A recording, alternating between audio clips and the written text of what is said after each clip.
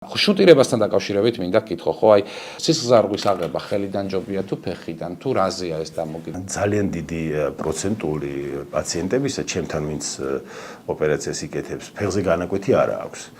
შიგნიდან ვიღებ ორ არტერიას, კონკრეტი შიგნით არტერიები ქვია, ესე გადიან, ესე ვთქვათ, ეს არტერიები, მათი ესე ვთქვათ, სრული მობილიზება ხდება, სკელეტიზირება ქვია, ანუ სუფთა არტერია არის, მას არავითარი არ აქვს, ვერძი ქსოვილები არ აქვს, სუფთა არტერია და ამ არტერიების ერთმანეთთან გადაბმის შედეგად ვაკეთებ ახალ სისხლძარღვიან ქსელს, რომელიც შემოერტყმება გულს, ანუ იქ სპეციალური მარკერი მაქვს, რომელთაც აღნიშნავ რომელ მილიმეტრში უნდა იყოს ეს სისხლძარღვი თავის გულის სისხლძარღვი. ეს ნაკლებად ტრამული, აქედან აღებული არტერია. ნაკლებად ტრამულია და გაცილებით უფრო კარგი შედეგი არის, ჩემთვის ეს არის არტერიული გულის სისხლძარღვები არის არტერიები.